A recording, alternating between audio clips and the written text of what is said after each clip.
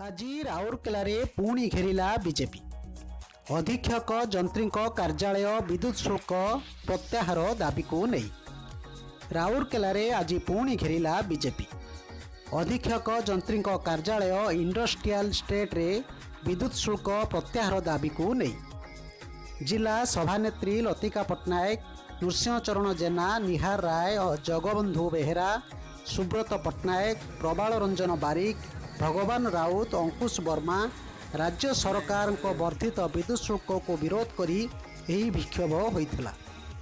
Labour tournament ସ୍ଥିତ ନିର୍ବାହୀ ଅଧୀକ୍ଷକ ଯନ୍ତ୍ରୀଙ୍କ କାର୍ଯ୍ୟାଳୟ ସମ୍ମୁଖରେ ବିକ୍ଷୋଭ ପ୍ରଦର୍ଶନକାରୀମାନେ ବର୍ଦ୍ଧିତ ବିଦ୍ୟୁତ୍ ଶୁଳ୍କ ପ୍ରତ୍ୟାହାର କରିବା, 50 ୟୁନିଟ୍ ବଦଳରେ 100 ୟୁନିଟ୍ ପର୍ଯ୍ୟନ୍ତ ଗୋଟିଏ ଦର ଲାଗୁ କରିବା, ରାଜ୍ୟର ଅଧିକାଂଶ ଅଞ୍ଚଳରେ ଲୋ ଭୋଲ୍ଟେଜ୍ ସମସ୍ୟା ଯୋଗୁଁ ଲୋକେ ନାହିଁ ନଥିବା ଅସୁବିଧାର ସମ୍ମୁଖୀନ ହେଉଥିବା ହେତୁ ବିଜେପି ସେ ନେଇ ଉଦ୍ବେଗ ପ୍ରକାଶ କରିଛି।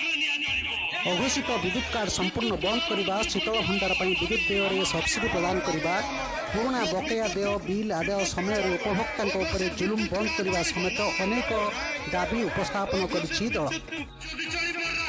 ଏହି କାର୍ଯ୍ୟକ୍ରମରେ ଗଙ୍ଗାଧର ଦାସ, ମଳୟ ମହାପାତ୍ର, ଶଶାଙ୍କ ଶେଖର ଜେନା, ପ୍ରବାଳ ରଞ୍ଜନ ବାରିକ, ସସ୍ମିତା ପାଢ଼ୀ, ଆଶା ନାଇଡୁ, ଭମର ବେହେରା, କମଳେଶ ସାହା, ବାବୁଲି ମୁର୍ମୁ, ରୋଶନ ସାହୁ, କେଦାର ମହାନ୍ତି, ଅବୋଧ ରାୟ, ପ୍ରଶାନ୍ତ କୁମାର ପଣ୍ଡା, ବିନ୍ଦର ସିଂ, ମନୋରଞ୍ଜନ ମୁନି, ପ୍ରଦୀପ ପଟ୍ଟନାୟକ, ଭଗବାନ ମହାପାତ୍ର, ଅଶୋକ ଖଟୁଆ, ସସ୍ମିତା ନାୟକ, ଲଲାଟେନ୍ଦୁ ନାୟକ, ଅଭିଷେକ ଧଳ, ସୋନୁ ସିଂ, ବାବୁଲି ପଣ୍ଡା, ସଞ୍ଜୀବ ମାଇତି, ବାବୁ ପରିଡ଼ା, ଅଦିତି ସାହୁ, ଦିলীପ ଗଡ଼ନାୟକ, ସବିତା ସାହୁ, କନକଲତା ଦାସ, ଦୁଷ୍ମନ୍ତ ବାଗ, କମଳ ଅଗ୍ରୱାଲ, ନାରାୟଣ ବିଶ୍ୱାଳ, ରମେଶ ମୁଣ୍ଡାରୀ, ଆନନ୍ଦ ବାରା, ପିଣ୍ଟୁ ବାରିକ ପ୍ରମୁଖ ଶତାଧିକ ଦଳୀୟ କର୍ମକର୍ତ୍ତା ବିଦ୍ୟୁତ୍ ଉପଭୋକ୍ତାମାନେ ଏଥିରେ ଯୋଗ ଦେଇଥିଲେ।